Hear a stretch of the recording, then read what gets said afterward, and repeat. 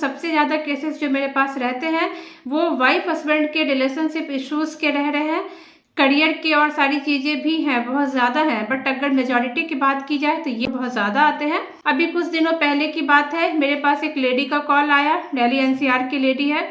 उनका कहना था कि उन्होंने 8-9 महीने पहले अपनी बेटी की शादी की है। लड़की और लड़का दोनों ही अलग अलग कंपनी में जॉब में है। लड़की जो है वो शादी के बाद वैसे तो अपने हस्बैंड के पास चली गई, लोकल ही शादी हुई है, हस्बैंड के साथ रहती हैं, लेकिन उनका मायके आने की फ्रिक्वेंसी बहुत ज़्यादा है, बार बार वो मायके आती है। तो मदर का कहना था कि जो भी प्रॉब्लम्स मदर ने बताई, मदर की प्रॉब्लम ये थी, मदर ये बता रही थी कि दोनों के बीच में कोऑर्डिनेशन की कमी है, दामाद और बेटी में उतनी ज़्यादा जो अंडरस्टैंडिंग होती है वो नहीं होती है। बेटी भी जॉब में है लेकिन उसे घर का भी काम करना पड़ता है, जबकि दामाद जॉब में है लेकिन वो बेटी को उतना सपोर्ट नहीं करते हैं, और बेटी मायके हमेशा आती जाती रहती है। और भी बहुत सारी चीज़ें थी कि मेरी बेटी क्यों किसी की सुने, इस तरह की उनकी बातें थी। लड़के के परिवार में लड़के की माँ है और बेटा है, बहन की शादी हो चुकी है। तो मैंने उनसे उनकी सारी बातें सुनी। चूँकि इस तरह के केसेस बहुत ज़्यादा आ रहे हैं, आए दिन मैं सुनती रहती हूँ, तो मैंने उनको कहा कि मैं आपसे कुछ क्वेश्चन करती हूँ, पहले मुझे उसका जवाब दीजिए, फिर इसके सॉल्यूशन पे जाएंगे।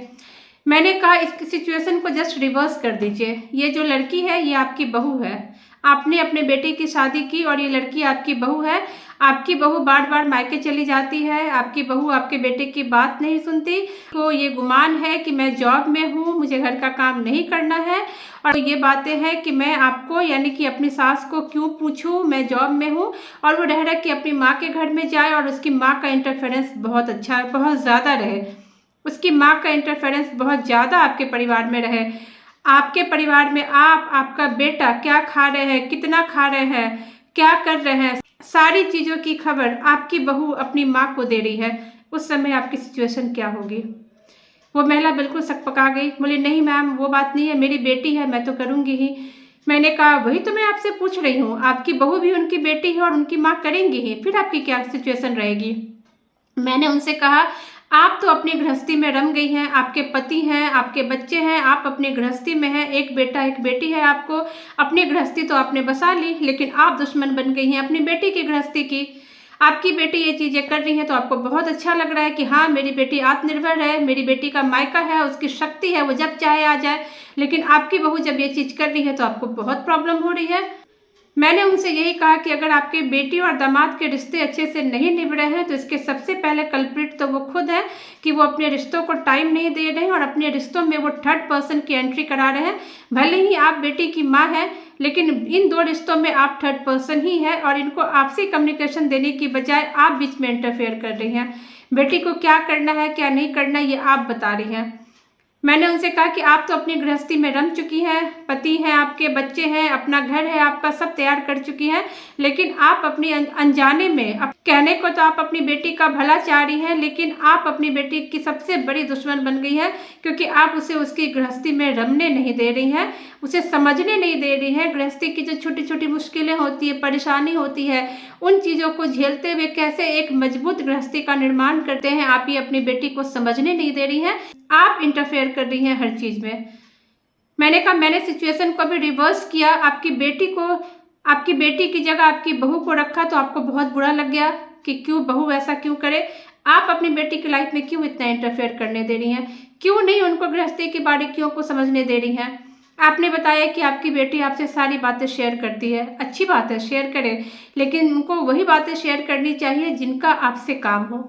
मैंने कहा वो उस घर की बहू है, उस घर की जासूस बन के नहीं गई है कि वो एक एक इन्फॉर्मेशन पास करती रहे, उनको ये समझना पड़ेगा कि वो उनका घर है।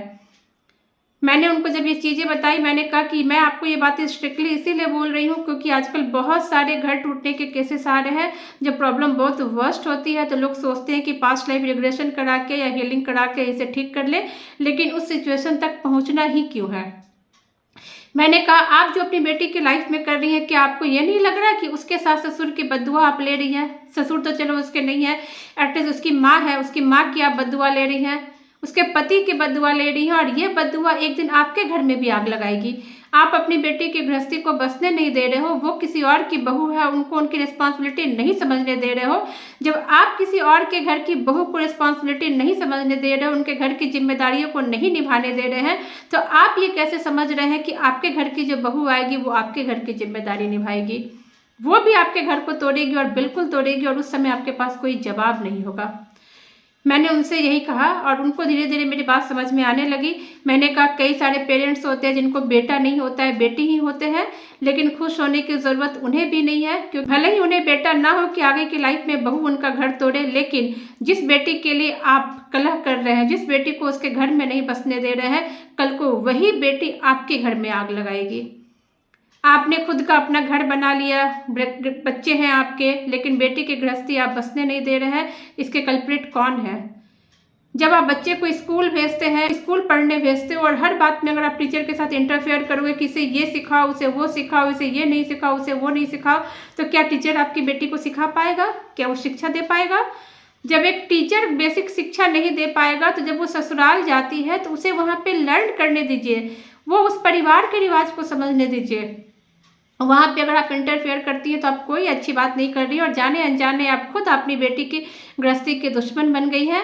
और अगर आपकी बेटी बहू बन के दूसरे घर को उजाड़ रही है, तो एक दिन उसकी लपट आपके घर को भी उजाड़ेगी, और वृद्धाश्रम तो आपको जाना ही होगा, कोई नहीं रोक सकता, क्योंकि इसका बीज आप बो रहे हैं।